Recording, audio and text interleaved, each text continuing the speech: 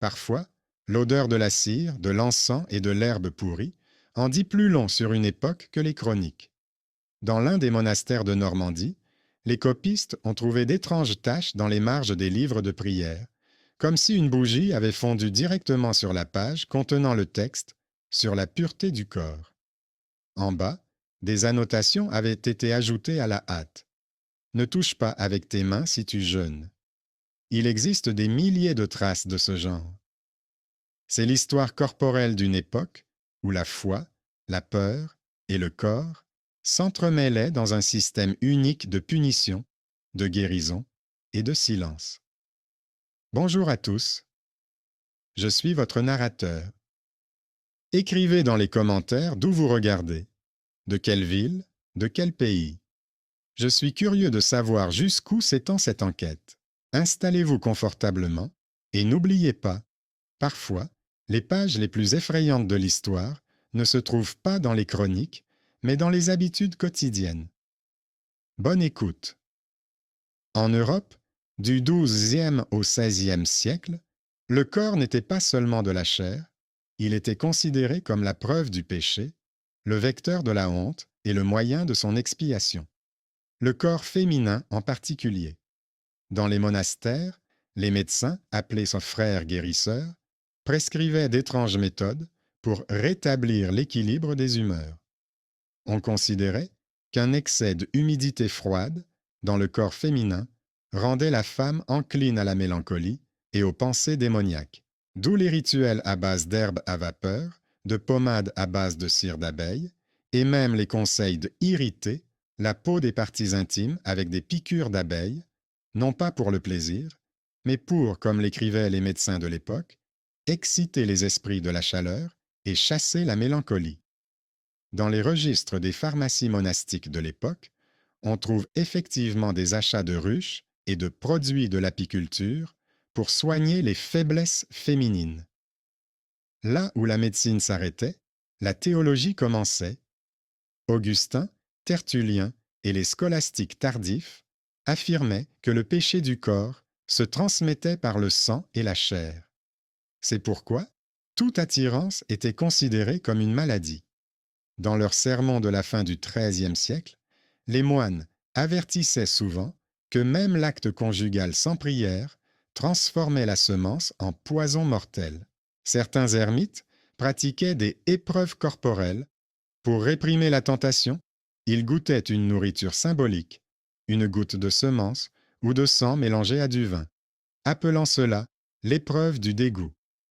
Les descriptions de ces pratiques ont été conservées dans les chroniques des dominicains, où elles sont présentées comme une forme extrême d'ascèse, non approuvée officiellement, mais qui existait comme un défi secret à la chair. Ces rites étranges et effrayants n'étaient mais pas uniques. L'Europe médiévale vivait dans un système où le contrôle du corps signifiait le pouvoir. L'Église, la ville et la famille surveillaient chaque détail. Combien de fois les époux pouvaient se rencontrer? Quand une femme devait se purifier après ses règles, comment était infligée une amende pour fornication sans repentir? Les archives municipales ont conservé des registres d'amendes où, touché sans intention de mariage, était puni de 10 deniers d'argent et passer la nuit hors de la communauté d'un marquage au fer rouge. Sur les portes des maisons où vivaient des femmes sans mari, on dessinait une croix au charbon afin que les voisins sachent qu'une surveillance était nécessaire. Dans les villages, en particulier en Franche-Comté et dans le nord de l'Italie, il existait des tableaux réglementaires, de grandes planches de bois, placées près de l'église ou de la mairie. On y trouvait non seulement les prix du pain et du vin, mais aussi les règles d'honneur. Qui pouvait passer la nuit avec qui, quelles relations étaient considérées comme acceptables, quand les baisers étaient autorisés. Il s'agissait d'un instrument de contrôle public fondé sur la peur. Chaque année, les anciens faisaient le tour des maisons pour vérifier la pureté de la vie familiale. Ceux qui étaient surpris en train de se rencontrer en secret devaient porter des paniers remplis d'herbes dans la rue, symbole de repentance. De nombreuses superstitions circulaient parmi les laïcs. Dans les terres allemandes, on croyait que, Le péché charnel pouvait être guéri par le feu. Les femmes souffrant d'infertilité se frottaient le ventre avec de la cire et appliquaient du fer chauffé à blanc. Les guérisseurs expliquaient cela par le fait que l'humidité devait céder la place à la chaleur. En Italie, on pratiquait des bains thérapeutiques avec des infusions de romarin et d'aneth où les femmes restaient assises jusqu'à s'évanouir. Dans les livres médicaux, cela s'appelait l'expulsion de la mélancolie de l'utérus. En réalité, beaucoup souffraient de brûlures et d'empoisonnements, mais le système continuait de fonctionner car la peur du péché était plus forte que la douleur. Les mythes sur les ordres monastiques ajoutaient des couches à cette réalité. Dans les chroniques du XIVe siècle, on trouve des accusations selon lesquelles certains monastères pratiquaient la fusion pure des âmes, un rituel où le confesseur et la confesseuse se touchaient pour partager la honte. Les historiens ont montré par la suite que la plupart de ces récits provenaient de pamphlets rédigés par des ennemis du monachisme, souvent protestants ou politiques. Mais ces rumeurs ne sont pas apparues de nulle part. Il existait effectivement un système de surveillance stricte dans les monastères. Chaque cellule était dotée d'un sceau réglementaire qui enregistrait le nombre de fois où le moine quittait la pièce. Les entrées et les sorties étaient enregistrées par les gardiens et les clés étaient bien conservées par le supérieur. Le contrôle du corps faisait partie du régime spirituel où toute erreur était punie par l'expulsion. Avec le temps, le contrôle s'est transformé en économie. Dans les grandes villes comme Paris ou Prague, des maisons agréées ont vu le jour où le péché était autorisé pour le bien de l'ordre. La prostitution était taxée et les clients recevaient des jetons, des morceaux d'étain portant les armoiries de la ville. Ils les portaient dans leur portefeuille comme garantie que le péché était payé. Ces jetons ont ensuite été retrouvés par des archéologues à côté de chapelets et de croix en cuivre. Ainsi, le corps est devenu une partie intégrante du budget municipal. Dans certains endroits, la taxe sur les maisons closes servait à réparer les églises et les ponts. Le côté crime thérapeutique était particulièrement sombre. Il existait une croyance selon laquelle les maladies pouvaient être guéries en commettant un acte de violence sur le malade, ce qui permettrait au mal de quitter le corps. Cette coutume superstitieuse remontait à l'époque pré-chrétienne et était condamnée dans les chroniques médiévales, mais elle était parfois pratiquée dans des régions isolées. Les archives judiciaires montrent que ces cas étaient peu nombreux, mais chacun d'entre eux était entouré de légendes. Les tribunaux ecclésiastiques ont examiné des affaires de péchés curatifs dans lesquelles les accusés affirmaient avoir agi pour le bien. Les documents contiennent des formulations telles que cherchait la guérison par la chair, témoignages effrayants de la façon dont la foi et le désespoir ont déformé la notion de compassion. À l'autre extrémité, il existait une culture de l'ascèse. Les moines et les prêtres croyaient qu'il était possible d'expier ses péchés par la douleur. Ils portèrent des chaînes, se flagellaient, s'asseyaient sur des pierres froides jusqu'à perdre connaissance. On considérait que la souffrance permettait au corps de cesser d'être l'ennemi de l'âme. Cela conduisait parfois à des extrêmes. Des religieuses jeûnaient jusqu'à avoir des hallucinations, croyant ressentir le baiser du Christ. Les notes médicales des monastères faisaient état de symptômes d'épuisement, d'aménorrhée, de chute des dents. Tout cela était considéré comme un signe de pureté. À l'arrivée de la Renaissance, les idées sur le corps ont commencé à changer. Des médecins tels que Paracelse et Ambroise Paré parlèrent du corps comme d'une machine et non comme d'un réceptacle du péché. Mais les anciennes peurs ont survécu au dogme. Même au XVIe siècle, les traités continuaient d'expliquer la maladie féminine par un manque de chaleur séminale et conseillaient de secouer le corps, ce qu'on appelait le traitement par le mouvement, souvent pratiqué par les serviteurs dans les hôpitaux. En Italie, cela devint un sujet de moquerie pour les humanistes Mais la pratique perdura, comme la plupart des traditions fondées sur l'ignorance et la peur. Le tournant s'est produit lorsque l'Église a compris que la peur pouvait être utilisée de manière rationnelle. Dans certaines régions d'Espagne et du Saint-Empire romain germanique, des ordonnances spéciales ont été introduites décrivant les normes de comportement des époux.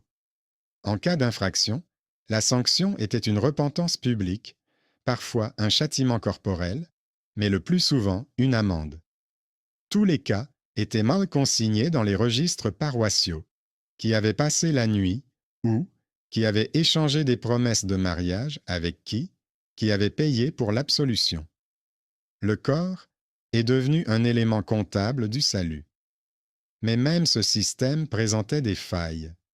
Il existe des traces écrites de femmes qui refusaient les rites thérapeutiques et se référaient à leur propre connaissance des herbes médicinales. Certaines fondaient des cercles secrets, des confréries de la pureté, où elles enseignaient l'hygiène, les soins du corps et l'utilisation des infusions. Ces groupes faisaient souvent l'objet de soupçons et étaient accusés de sorcellerie. Au XIVe et XVe siècle, c'est autour de ces femmes et de ces hommes que s'est formée l'image de la sorcière, alors qu'à l'origine, ils n'étaient que les détenteurs d'un savoir alternatif. L'histoire du corps au Moyen Âge est une histoire de pouvoir. Celui qui avait le droit de toucher, de soigner, de juger, possédait l'âme. Les sceaux sur les portes, les marques au charbon, les jetons, les registres d'amende, les paniers d'herbes, tous ces objets n'étaient pas de simples objets, mais des éléments d'un système de contrôle. Les gens vivaient dans un monde où chaque geste avait une valeur morale. Les pensées, les désirs, même les rêves pouvaient devenir des preuves. Et pourtant, à travers cette peur, se manifestait une étrange forme de résilience humaine. Les gens essayaient de se comprendre, de trouver un équilibre entre le péché et la vie, entre la douleur et la guérison. Lorsque les archéologues trouvent dans les couches du XVe siècle de petites figurines en argile représentant des femmes nues avec des abeilles sur les mains, ils n'y voient pas de vulgarité. C'est un symbole, une tentative de réconcilier la nature et la foi, la douleur et l'espoir. L'homme médiéval ne séparait pas le corps et l'âme, il vivait dans un monde où tout était mélangé. C'est pourquoi les mythes sur les abeilles dans le corps et les expériences sacrées ne sont pas de simples légendes, mais le reflet de la crainte que le corps puisse trahir l'esprit. À la fin du XVIe siècle, les premières lois sur l'éthique médicale ont commencé à apparaître dans les villes européennes. Les médecins devaient prêter serment de ne pas nuire et de ne pas utiliser les patients pour des expériences sur la nature. Mais avant ce siècle, la douleur et la foi étaient indissociables. Les monastères ont longtemps conservé de vieux livres dans lesquels, à côté d'une prière à la Vierge Marie, figurait la mention « Tester avec des herbes réchauffe le sang ». C'est ainsi que se termine l'un des chapitres les plus étranges et les plus effrayants de l'histoire. Il n'y a ni méchants ni héros, seulement des gens qui craignaient leur corps plus que la mort. Ils croyaient que la souffrance purifiait, que la punition guérissait, que le péché pouvait être mesuré et payé. Leur monde a disparu, mais son ombre est encore visible dans notre langage, dans nos peurs, dans nos habitudes de cacher notre honte. Le corps, autrefois stigmatisé comme source de péché, est devenu un symbole de connaissance. Mais le chemin qui mène des taches de cire sur les livres de prières à la médecine moderne a traversé des siècles de douleur, de silence et d'horreur.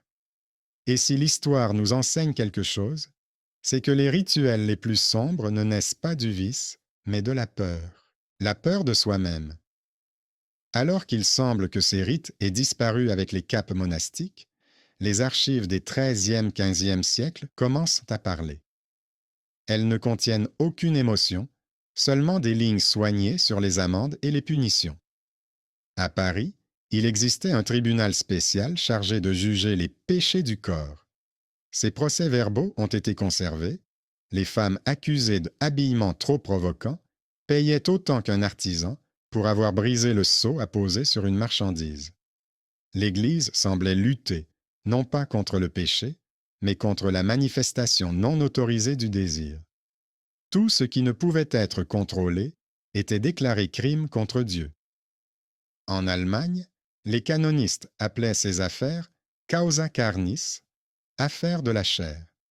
Dans chaque diocèse, on tenait un registre où l'on inscrivait les noms des personnes condamnées pour fornication, adultère et invocation de démons par la caresse. Des registres ont été conservés sur les amendes payées en bière, en céréales et en laine. Il ne s'agissait pas d'une économie spirituelle, mais matérielle du péché. Les gens comprenaient que leur corps avait un prix et que ce prix était fixé par le sceau de la chancellerie. Sur le marché, on pouvait entendre la phrase « Il a vendu son silence pour une livre de bougies ». C'est ainsi qu'on parlait de ceux qui payaient le prêtre pour l'absolution secrète de leurs péchés charnels. Le contrôle s'étendait même aux médecins. Les statuts universitaires de Bologne et de Paris du XIVe siècle leur interdisaient de toucher le corps des femmes sans la présence d'une tierce personne, afin d'éviter les soupçons. Mais les universités elles-mêmes enseignaient à partir de traités où l'anatomie féminine était décrite comme le miroir des ténèbres. Les médecins étudiaient le corps avec crainte. Le traité de Secretis Mulierum, des secrets des femmes, affirmait que l'utérus pouvait se déplacer dans le corps, dévorant les entrailles. Les femmes souffrant de convulsions étaient soignées par la prière et le fer brûlant. Les sages-femmes rurales connaissaient d'autres méthodes. Elles utilisaient des décoctions d'herbes, des saignées, de la vapeur. Elles étaient souvent accusées de sorcellerie, surtout si le traitement était efficace. Lorsqu'une femme sauvait une parturiente de la mort sans l'intervention d'un prêtre, cela était considéré comme un défi à l'ordre divin. Les archives de Bâle conservent le dossier de la sage-femme Martha von Wiesenthal, accusée d'avoir mis au monde un enfant sans bénédiction. Elle n'a pas été brûlée, mais contrainte de porter autour du cou un signe en bois sur lequel était gravé « Celle qui a touché le secret ». Les voisins devaient voir qui avait franchi la frontière entre le corps et la foi. C'est ainsi que s'est formée une culture de la suspicion. Dans chaque maison, on savait qui couchait avec qui se confessait et quand. Le corps cessait d'appartenir à la personne elle-même. Même les veuves devaient en se présenter chaque année devant le supérieur et confirmer leur chasteté. Le mensonge était puni par le pilori. Un cercle de charbon était dessiné sur les portes de ces maisons, signe de surveillance. L'espace public se transformait en mécanisme de contrôle moral. Les mythes sur les guérisons miraculeuses par le péché ne faisaient que renforcer ce système. L'un des récits populaires du XIVe siècle affirmait qu'un moine avait sauvé une femme folle en partageant sa chair, mais en préservant son esprit. La brochure a été traduite en plusieurs langues et utilisée par les protestants comme preuve de la dépravation du monachisme. Mais les historiens ont plus tard trouvé la source, un texte satirique écrit par des étudiants de l'Université de Paris. Cependant, la rumeur avait déjà fait son chemin, renforçant l'image du moine lubrique. L'Église s'est ainsi retrouvée piégée.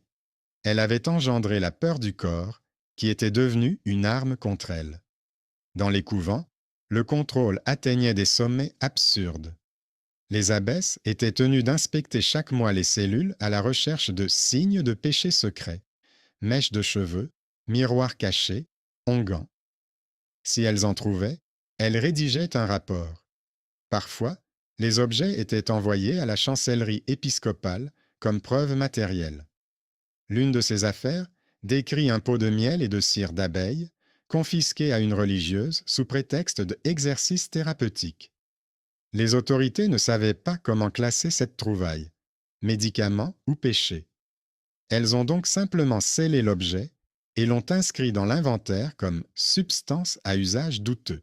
Pendant ce temps, des maisons de repentance, précurseurs des établissements pénitentiaires, ont commencé à voir le jour dans les villes. On y plaçait les femmes accusées de débauche. Elles filaient la laine, priaient et payaient une taxe pour leur entretien. Les archives montrent que beaucoup y restaient volontairement. Il était plus sûr d'être derrière les murs que dans la misère des rues. Le corps devenait non seulement une source de honte, mais aussi un moyen de survie. Au milieu du XVe siècle, les premiers traités décrivant la sexualité féminine sans mysticisme apparaissent en Italie. Le médecin Michel Savonarole, oncle du célèbre moine, écrivait que l'attirance est naturelle et ne doit donc pas être maudite. Mais ces mots sont restés dans le manuscrit.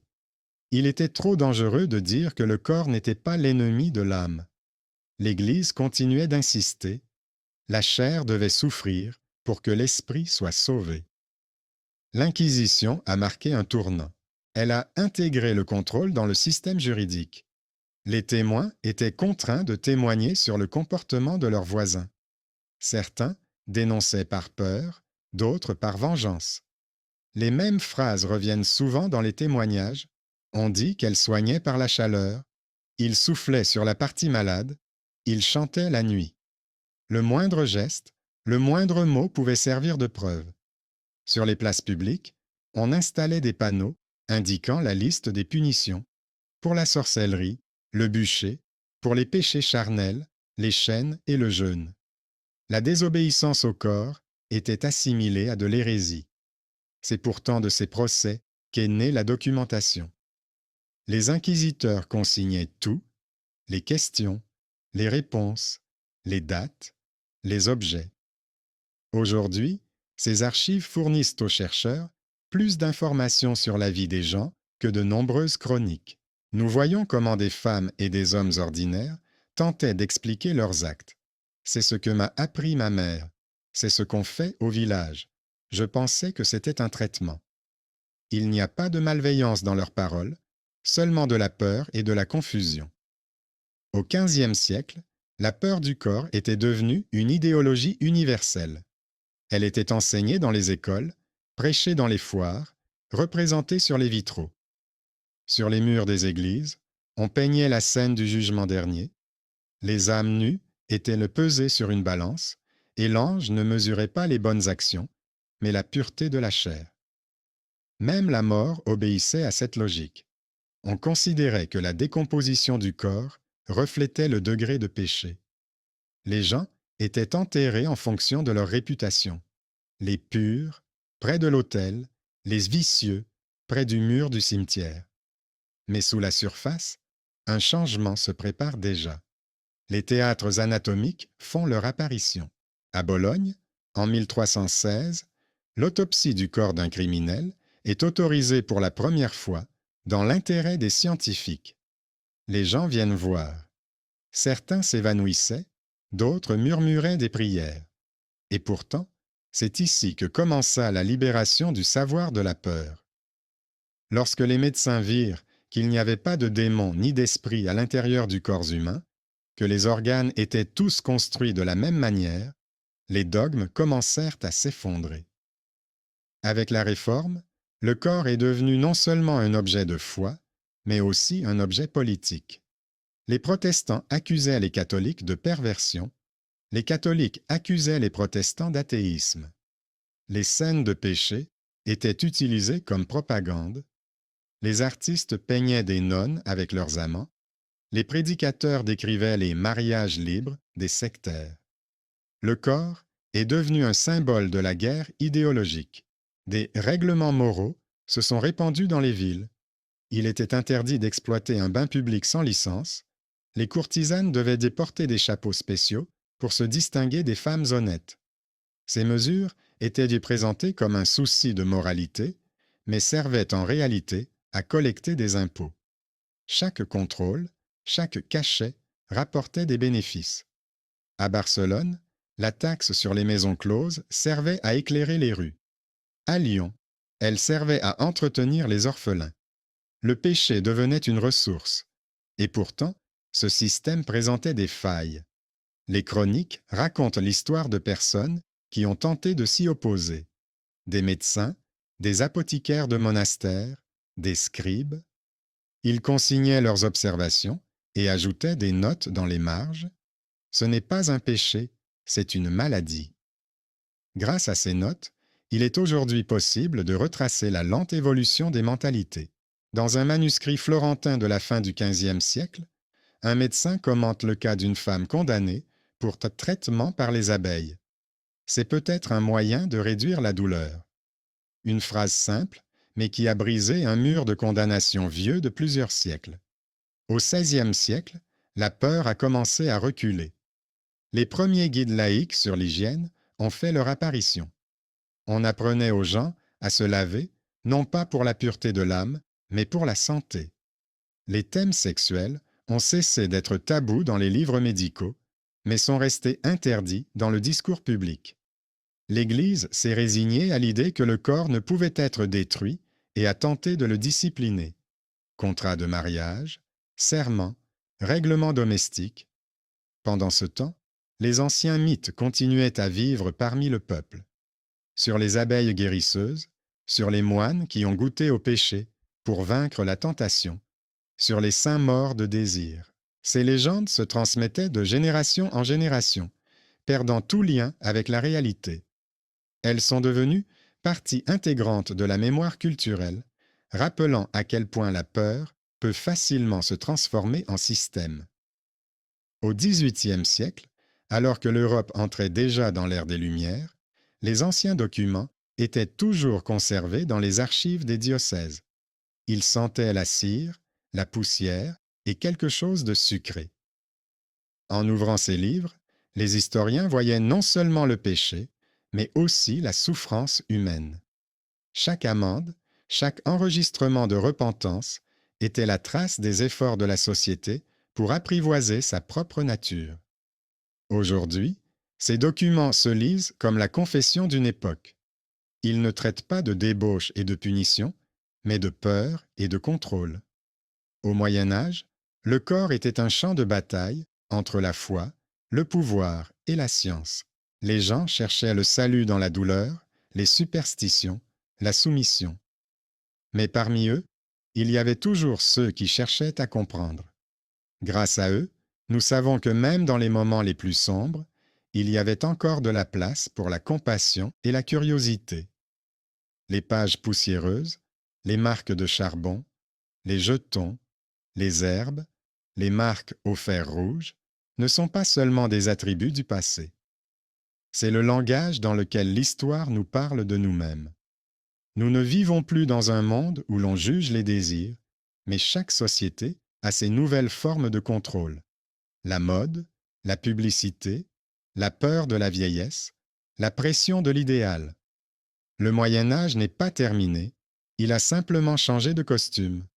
Et si aujourd'hui nous lisons ces chroniques avec horreur, il est important de se rappeler que ceux que nous qualifions de superstitieux essayaient de comprendre le corps comme nous, mais sans nos connaissances. Leurs erreurs sont devenues nos leçons.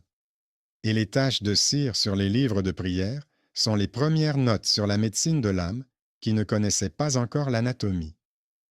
L'histoire de la chair n'est pas une histoire de péché. C'est une histoire de peur d'être vivant dans un monde où la vie était considérée comme un crime. Et tant que nous nous en souviendrons, la mémoire des corps empêchera que le pire ne se reproduise. La transformation de la douleur en loi.